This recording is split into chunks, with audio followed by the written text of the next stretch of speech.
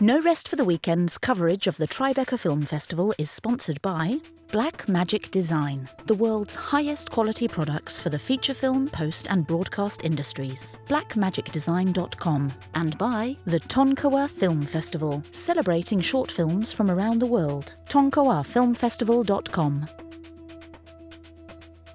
Metallica Saved My Life. Speaking of rockumentaries. That's right. So this one was directed by Jan Åkerlund, who also directed the Billy Idol Should Be Dead documentary, which was also at Tribeca. Right. I think his name is it Jonas? I think it's Jonas. Jonas Åkerlund. But we interviewed him on the red carpet, and he is an interesting fellow.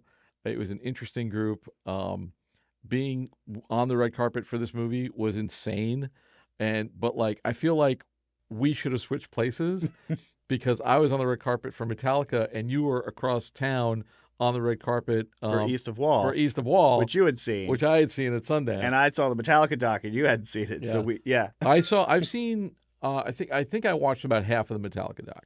And it is a little bit different than the other Metallica docs. Yeah, I would agree with which that. is good. But apparently this was a homework assignment.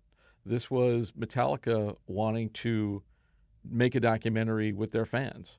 Yeah, and that comes through in the film. Like it seems like it's great for us to watch. I had a really good time watching it, and even my wife watched it with me, and she was even into it. Is she a Metallica fan? No, she's not a fan of anything. But we'll talk about that after we wrap. But yeah, I was watching it on the laptop, and she just kept kind of leaning in and going, ah. And there's fans all over the world. There was some cowboy fans in Africa, and there were fans in war-torn countries that had to struggle to find batteries to put in their mono cassette players to rock out to Metallica. And Metallica just really speaks to people and helps them through these moments of adversity. And Metallica themselves wanted to get to know their fans. They started recognizing, hey, I keep seeing the same guys in front row all over the world. Let's find out who they are. And through the process of that happening, they get a lot closer and they bring the fans in and they do nice things for it's really a great, heartwarming documentary. You don't have to be a Metallica fan to enjoy this documentary. It's not about their music. It's about them as people, and it's about the people who identify with them. Not even necessarily their specific sound, but just music and how important it is to the human experience. I really enjoyed this documentary. It was really good. Yeah, we interviewed a couple of the fans as well that are featured in there. And, when you, in the doc, they talk about we've been to 100 shows, we've been to 150. You're like, oh my God. Do people have jobs? How do you see this many Metallica shows? And they literally travel the world with this band. And, the Grateful Dead had that kind of appeal.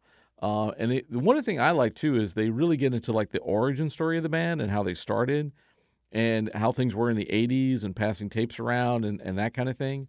There were two big things missing in the doc. And I'm sure this was on purpose because, like I said, this director was given this assignment by the band, and that was the lack of Dave Mustaine and the lack of Jason Newsted. Yeah, I mean, I understand Mustaine being left out because Metallica established themselves without him, but Newsted held the band down for 14 years, several albums.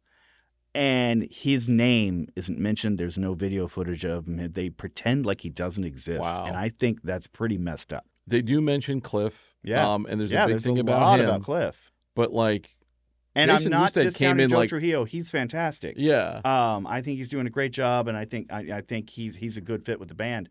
But to just pretend like Jason Newsted never happened.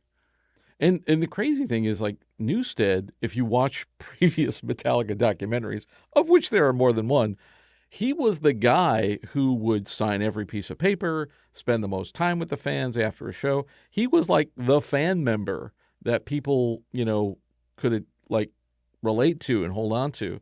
He was also the fan that got in. Yeah. the people were, they're in one of the Metallica documentaries, they show people like literally trying out for the bass role, and he was the guy. He was the guy who got in.